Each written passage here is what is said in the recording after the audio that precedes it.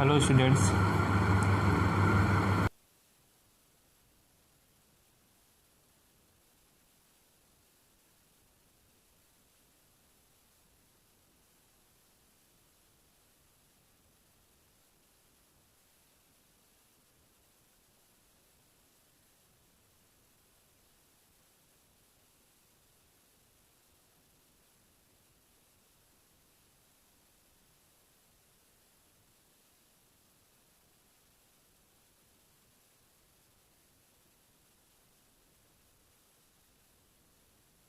हल करेंगे। उदाहरण नंबर 9, क्या प्रश्न दिया हुआ से पढ़िए। साइन इनवर्स ऑफ साइन 3π/5 का मान ज्ञात कीजिए। साइन इनवर्स साइन 3π/5 का मान ज्ञात कीजिए। तो यहाँ पे बहुत सारे स्टूडेंट्स ये जो फॉर्मूला है sine inverse of sine x equal to x, ये सारे फार्मूले मैंने प्रीवियस वीडियोज में पढ़ा दिए हैं। ठीक है, तो साइन इनवर्स एक दूसरे को कैंसिल कर देते हैं और क्या आंसर आएगा x। तो इसी तरह से इसका आंसर मैक्सिमम स्टूडेंट्स क्या बताएंगे 3π/5। ठीक है, 3π/5 जो कि गलत आंसर है और ये गलती अधिकतर सभी छात्र करेंगे। क्यों गलत है? 3π/5 का मान कितना होता है? इसका मान 3π/5 का मान, इसे आप डिग्री में जब बदलेंगे तो कितना इसका मान आएगा 108 डिग्री। कितना? 108 डिग्री। तो 108 डिग्री जो इसका साइन इनवर्स का मुख्य शाखा है कितना है ये? -π/2 से π/2, -90 से 90, -90 से 90। ये 108 डिग्री 90 डिग्री से क्या है? बड़ा है। ठीक है, तो ये इसके मुख्य शाखा के बाहर स्थित, अंदर स्थित नहीं है। यही लिखा हुआ है 3π/5 डज नॉट बिलोंग्स टू -π/2 से। ये समझ में आया क्यों नहीं है? क्योंकि जो भी मान होना चाहिए, जो इनवर्स ट्रिग्नोमेट्री हमने पढ़े हैं 6 साइन इनवर्स से लेके कोसेक इनवर्स तक, उनके जो मुख्य शाखा है x का मान उस मुख्य शाखा के अंदर स्थित होना चाहिए, बाहर नहीं। ठीक है, 108 डिग्री क्या है? इसके बाहर है। अब हम जो भी सूत्र पढ़े हैं उन सूत्रों का प्रयोग करके इस एंगल को, इस कोण को इसके मुख्य शाखा के अंदर लाने की कोशिश करेंगे। ठीक है, तो हम लोग सूत्रों का प्रयोग करके 5 को इसके मुख्य शाखा के अंदर लाने की कोशिश करेंगे। तो यहाँ पे जो सूत्र प्रयोग किया गया sin π - theta, sin π - theta equal to sin theta. अच्छे से होगा क्या? π - थीटा 180 - 108 डिग्री, माइनस करेंगे कितना? 72 डिग्री। 72 डिग्री मुख्य शाखा के अंदर है, 90 डिग्री से छोटा है। तो ये सूत्र प्रयोग करने से ये कन्वर्ट हो जाएगा 72 डिग्री में, और 72 डिग्री जो है 2π/5 ये इसके मुख्य शाखा के अंदर स्थित है।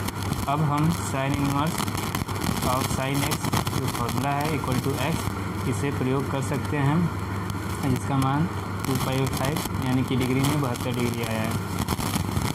समझ में आ गया? ठीक है, दूसरा फॉर्मूला जो है वो π + थीटा भी है। साइन π + थीटा भी करेंगे तो भी साइन थीटा आएगा, लेकिन जब 108 डिग्री में 180 आप जोड़ देंगे तो और बड़ी वैल्यू हो गई। 180 में 108 डिग्री जोड़ेंगे 288 डिग्री हो गई, तो बड़ी हो गई ना, वो तो और बाहर हो गया। वो अभी भी बाहर है मुख्य शाखा से। तो एक ही फार्मूला जो है वो π - थीटा का ही हम प्रयोग कर सकते हैं, और कोई दूसरा फार्मूला यहाँ पे हम प्रयोग नहीं कर पा रहे हैं।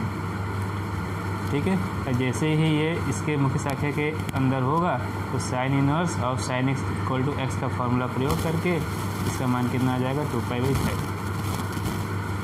अब उदाहरण 10 में जो है इसमें इसे प्रूफ करना है, दर्शाना है। Sine inverse 3/5 minus sine inverse 8/17 equal to cos inverse 84/85। ठीक है, कॉस इनवर्स 84/85। इससे हमें प्रूव करना है और सत्यापित करना है। जो बायां पक्ष है, बायां पक्ष बराबर दायां पक्ष लेके आएंगे हम। तो हमें यहाँ पे एक चीज़ यहाँ ऑब्जर्व करने की ज़रूरत है कि यहाँ पे दो सिंगल साइन इन्वर्स है, इनको घटाकर हमें कॉस इन्वर्स लाना है। ठीक है, इनको घटाकर कॉस इन्वर्स लाना है। ठीक है, इसके लिए क्या किए, साइन इन्वर्स 3/5 को x मान लिया, साइन इन्वर्स 8/17 को y मान लिया।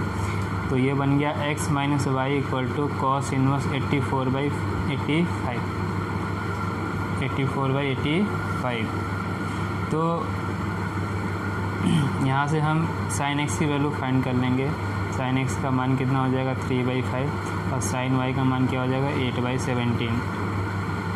अब देखिए यहाँ कॉस में क्यों हम कन्वर्ट कर रहे हैं, इसलिए कन्वर्ट कर रहे हैं, ये x है, ये y है, x minus y equal to cos inverse लेके आना है। और कॉस इन्वर्स को जब ट्रिग्नोमेट्रिक फंक्शन त्रिकोणमितीय फलन में हम बदलेंगे तो ये कॉस x माइनस वाई हो जाएगा। ठीक है, यही यहाँ पे साइन इन्वर्स होता है तो हम कौन सा फॉर्मूला यूज करते हैं, साइन x माइनस वाई का। ठीक, कॉस इन्वर्स में है इसलिए फार्मूला प्रयोग किया गया है कॉस x माइनस वाई का। और ये जो फार्मूला हम लोग प्रयोग करेंगे तो हमें कॉस x चाहिए, कॉस y चाहिए, इसलिए साइन x साइन y तो निकल गया, कॉस x और कॉस x y चाहिए। तो साइन x और साइन y की मदद से हम कॉस x और कॉस y भी फाइंड कर लेंगे। कर लीजिए, तो यहाँ पे सौर समीकरण जो अपने 10th में और 11th में पढ़ा है वही प्रयोग किया गया है। तो कैसे निकलेगा, √1 minus sine square x equal to 1 minus 9/25। ठीक है, यहाँ एलसीएम ले लीजिए, 25 में से 9, 16/25, 16 का स्क्वायर रूट 4, 25 का 5। इसी तरह कॉस y निकालिए, √1 माइनस साइन स्क्वायर y करके, ये √1 माइनस 64/289। अब इसे माइनस करेंगे, 289 माइनस 64 225 का स्क्वायर रूट 15 और 289 का स्क्वायर रूट 17। तो ये सारी वैल्यू आ गई। अब यहाँ मैंने समझा दिया कॉस x माइनस वाई का फॉर्मूला क्यों लिखे हैं, क्योंकि यहाँ पे कॉस इन्वर्स लेके आना है और यहाँ पे साइन इन्वर्स लेके आना होता तो हम यहाँ पे कौन सा फॉर्मूला यूज़ करते, साइन x माइनस वाई का।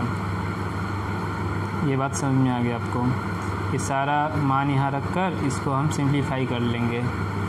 ठीक है, कॉस x का मान कितना है 4/5, कॉस y का मान 15/17, साइन x का मान 3/5, साइन y का मान 8/17।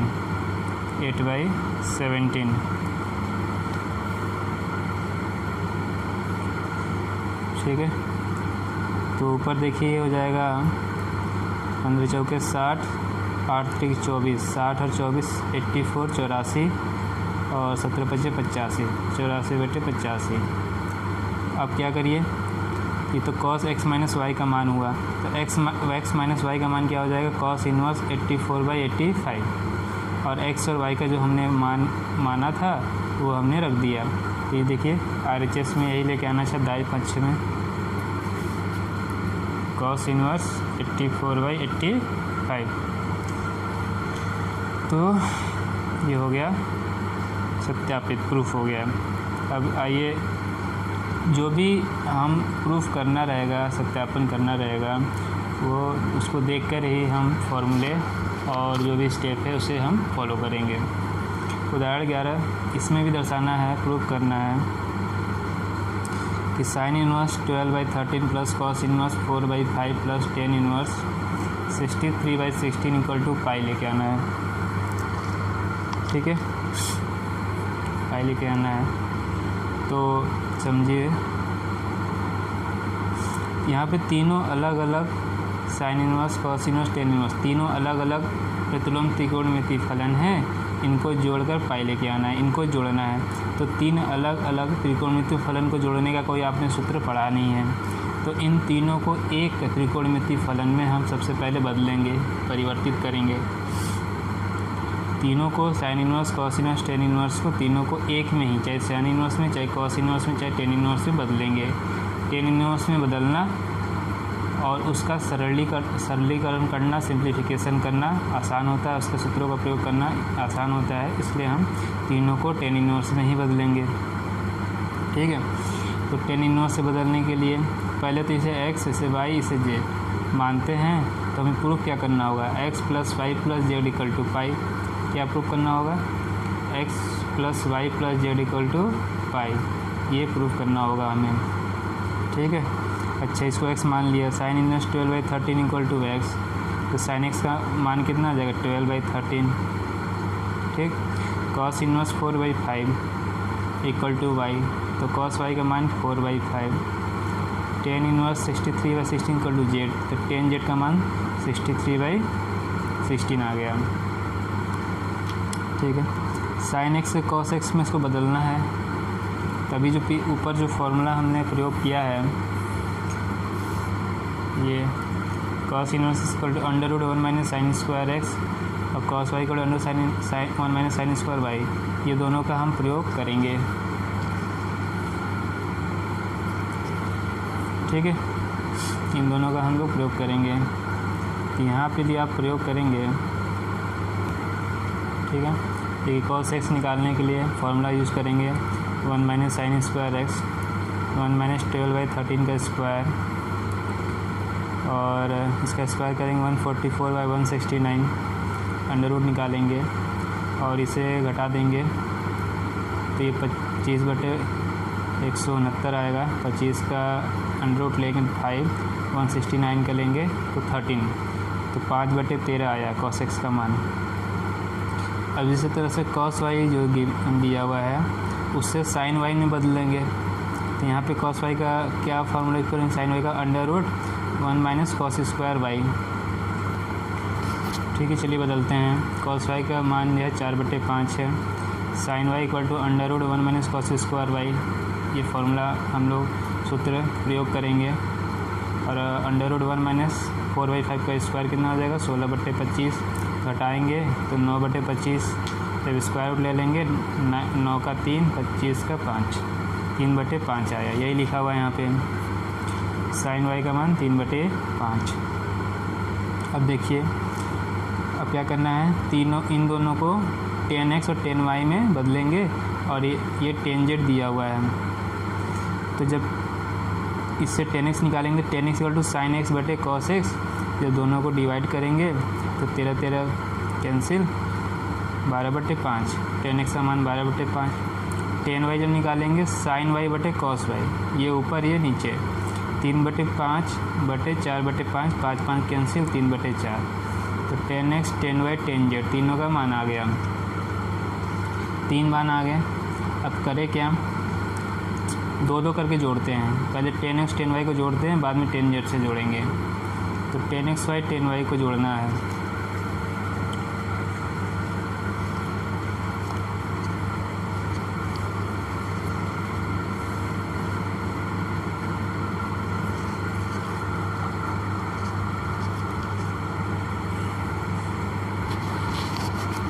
ठीक है, तो वहाँ पे मैंने क्या समझाया था आपको, हमें x plus y plus z equal to pi लेके आना है। क्या लेके आना है,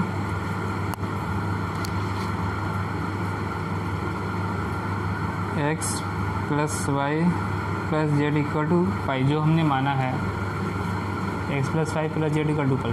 तो पहले x प्लस वाई को जोड़ने के लिए कौन सा फॉर्मूला हम लोग प्रयोग करेंगे, 10x plus Y, 10x plus Y, बाद में इसको प्रतिलोम में बदल लेंगे तो x प्लस वाई हमें मिल जाएगा, कि x और y को ऐड करने पे जोड़ने पे क्या मिलता है। चलिए तो ये 10x प्लस वाई हमने प्रयोग किया, 10x plus 10y 1 minus 10x 10y। ठीक, सारा मान हमने रख दिया, 12/5 plus 3/4 divide by 1 minus 12/5 into 3/4। अच्छा, इसको एलसीएम लेके सिंप्लीफाई कीजिए, ये कितना हो गया, इसका एलसीएम 20, इसका भी एलसीएम 20 आया, ये हो गया 12 चौक 48 और 15, 48 15 63, ये 20 और ये 36, 20 में 36 घटाएंगे -16, तो ये आ गया -63/16, 63/16, और 20 और 20 कैंसिल हो जाएंगे, आया। ठीक है, तो माइनस छोड़िए, 63/16 ही किसका मान है, 10z का, किसका मान है 10z का, 10z का।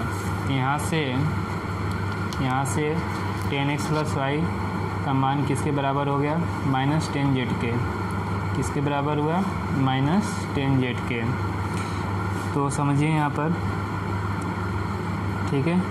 तो -10 थीटा, मान लीजिए कौन सा सूत्र हम प्रयोग करेंगे ये सोच रहे हैं। तो एक तो सूत्र ये है आपके पास 10 minus theta equal to -10 theta, 10 minus theta equal to -10 theta, ये प्रयोग कर लीजिए। दूसरा पाई माइनस थीटा भी -10 थीटा, ये दोनों सूत्रों को आपने पहले ही पढ़ लिया है। तो -10 थीटा इन दोनों से आता है। तो हमारे पास दो केस हो गए। एक तो हम ये पहला वाला प्रयोग करेंगे 10 माइनस थीटा, थीटा की जगह z है, तो 10x plus Y, 10x plus Y का पहला सूत्र प्रयोग करते हैं तो 10 माइनस जेड आएगा। यदि दूसरा प्रयोग करते हैं तो 10x plus y equal to 10 pi minus z हो जाएगा। ठीक है, दोनों ही केस में जब 10 रिमूव हो जाएंगे, केवल कोड़ों का तुलना करेंगे तो x प्लस वाई का मान माइनस जेड, और यहाँ भी कोड़ों का तुलना करेंगे तो x प्लस वाई का मान पाई माइनस जेड। यहाँ से तो जेड को इधर ट्रांसफ़र करेंगे बाएं पक्ष में, तो x plus y plus z equal to pi मिल जाएगा। तो ये तो हो गया दूसरे वाले से सिद्ध। पहले वाले में देखिए x और y दोनों का ही जो मान है वो धनात्मक है और z भी धनात्मक है। जो हमने यहाँ माना हुआ है, x का जो मान माना है वो साइन इनवर्स 12/13 ये धनात्मक है, y का मान कॉस इनवर्स 4 है, ये भी धनात्मक है, z भी धनात्मक है। तीनों जब धनात्मक है तो x और y को जोड़कर माइनस जेड मतलब ऋणात्मक मान कहाँ से आएगा, कैसे आ सकता है? जो असंभव है, गलत है। x प्लस वाई जो धनात्मक, दो धनात्मक मान को जोड़ने पे धनात्मक मान ही आएगा, और दो ऋणात्मक मान को जोड़ने पे वो भी ऋणात्मक ही आएगा। तो x प्लस वाई जोड़ के माइनस जेड आना असंभव है, गलत है, हो ही नहीं सकता। ठीक है, वही लिखा हुआ है कि दो धनात्मक मान को जोड़कर ऋणात्मक मान नहीं आ सकता, क्योंकि तीनों ही क्या हैं, धनात्मक है, इसलिए बराबर नहीं हो सकता। आपको एग्ज़ाम में क्यों नहीं लिखना है, ये नहीं लिखना है। तो पहला जो केस है वो गलत हो गया। फिर दूसरा केस हम लेके चलेंगे तो x plus y plus z का पाई और एक्स वाई जेड का मान यहाँ रख देंगे, हो जाएगा ये प्रूफ। इति सिद्धम। आगे समझें। अब उदाहरण 12 पढ़िए। tan inverse a cos x minus b sin x b cos x plus a sin x है, इनको सरल करना है। तो ये वैल्यू पूरा वैल्यू को हल करके सरल करके tan इनवर्स है तो 10 के पदों में लाने की हम कोशिश करेंगे। ठीक है, और एक यहाँ पे कंडीशन दिया हुआ है a/b tan x greater than -1, इसको भी बाद में लास्ट में समझा देंगे। अब आते हैं, अभी ऐसा हम लोग उदाहरण अभी पीछे कर चुके हैं और एक प्रश्नावली में भी 2.2 में था, उसी के आधार पर प्रश्न।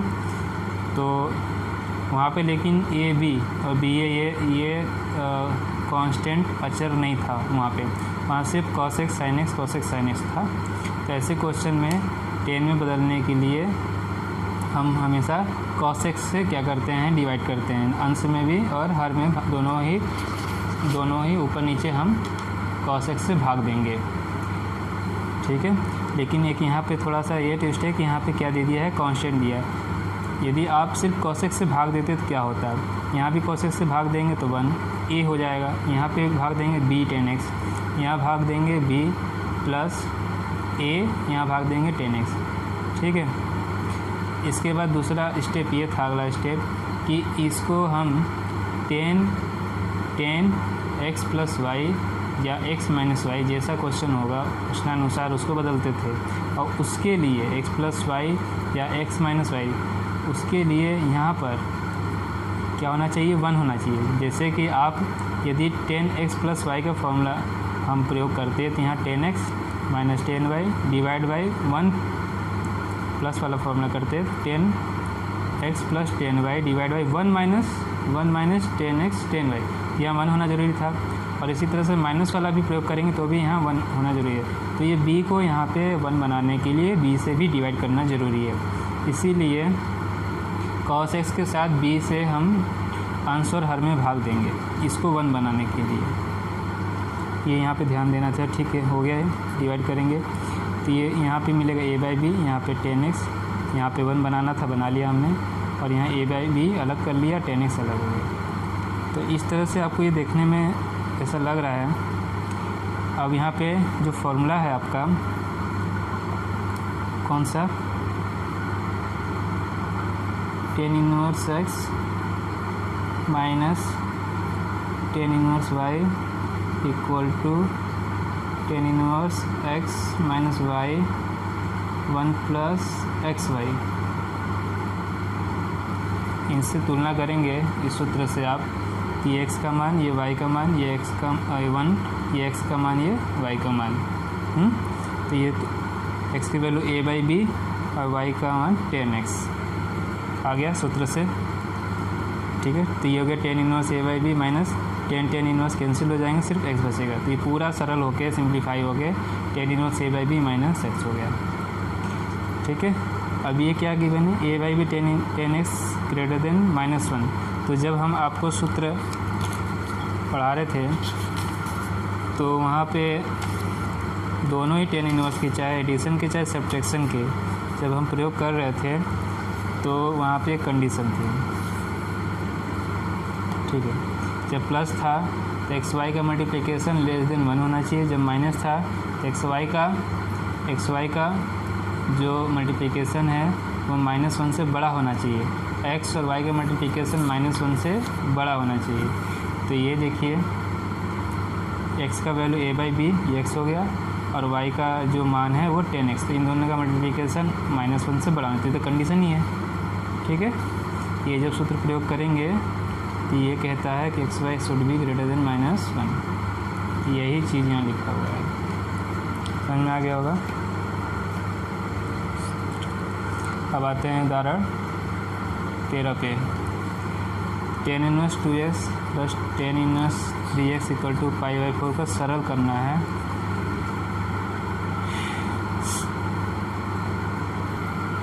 उदाहरण 13 में tan inverse 2x plus tan inverse 3x, tan inverse 2x plus tan inverse 3x equal to π/4 को सरल करना है।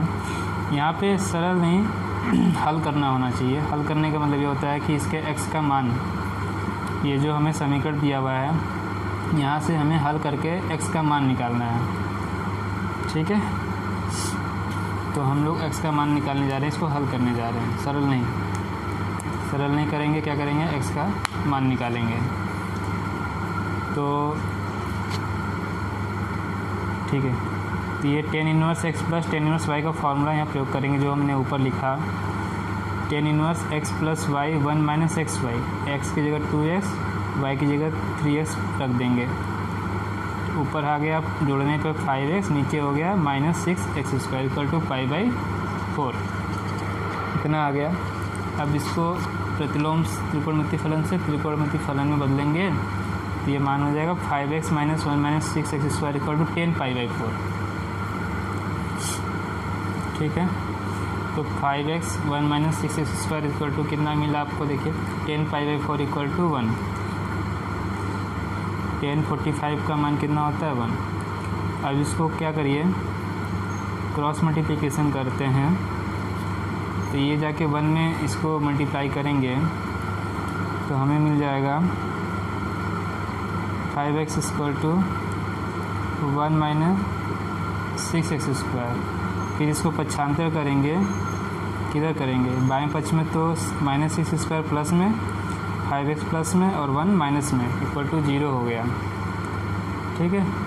और जो आपने 8, 9 में गुणनखंड करना सीखा था आपने, वहाँ से इसे गुणनखंड करेंगे। गुणनखंड में कोई दिक्कत होगा बताइएगा कमेंट बॉक्स में, तो उसे हम कर देंगे। 6x minus 1, 6 plus 1 equal to 0 हो जाएगा, ठीक है। और इस यहाँ से 2 मान मिलेगा। जब 6x माइनस 1 इक्वल टू 0 करेंगे, 6x माइनस 1 इक्वल टू आप 0 करेंगे तो 6x इक्वल टू 1, x का मान कितना हो जाएगा, 1/6। और जब x प्लस 1 इक्वल टू 0 करेंगे तो x का मान -1 हो जाएगा। ठीक है, x इक्वल टू -1 हो जाएगा। अब समझिए कि x इक्वल टू -1 यदि आप समीकरण में रखते हैं, ये समीकरण को संतुष्ट करता है नहीं करता है, इसे भी ध्यान में देना होगा। यदि इस समीकरण में x का मान -1 रखेंगे आप, तो ये हो जाएगा tan इनवर्स -2 और tan इनवर्स -3, दोनों ही वैल्यू हो जाएगी ऋणात्मक, निगेटिव, ठीक है। और फिर इसका माइनस बाहर आ जाएगा फार्मूले से, जो हमने पढ़ा है अभी formula, tan inverse -x equal to -tan inverse है। तो ये टोटल मान जो है वो ऋणात्मक हो जाएगा, और ये किसके बराबर है, पाई/4 धनात्मक मान के, जो हो नहीं सकता, ठीक है। दो ऋणात्मक मान को जोड़ने पर धनात्मक आएगा नहीं, तो ये समीकरण को संतुष्ट नहीं कर रहा है, क्योंकि इससे ये बायां पक्ष ऋणात्मक हो जा रहा है। यही यहाँ पे लिखा हुआ है कि x-1 जो है समीकरण को संतुष्ट नहीं करता है, क्योंकि -1 से समीकरण का बायां पक्ष जो है वो ऋणात्मक हो जाएगा। तो दिए गए समीकरण का प्रदत्त मतलब जो दिया हुआ है, समीकरण का हल क्या होगा, केवल 1/6। तो मैंने शुरू में ही कहा था कि हमें यहाँ हल करना है, और हल करने का मतलब ये है सरल नहीं करना है, हल करना है और x का मान निकालना है। तो ये हमारा उत्तर हुआ, ठीक है। तो यहाँ तक हमारा विविध उदाहरण समाप्त हो गया है, और हम आगे के वीडियो में हम इसके विविध प्रश्नावली को हल करेंगे, ठीक है। तो जो भी स्टूडेंट्स मेरे यूट्यूब चैनल को सब्सक्राइब नहीं किए हैं तो प्लीज़ सब्सक्राइब कर लीजिए, वीडियोज़ को लाइक कीजिए, शेयर कीजिए, और जो भी अपने डाउट कमेंट बॉक्स में लिखिए। वीडियो देखने थैंक्स, धन्यवाद, जय हिंद।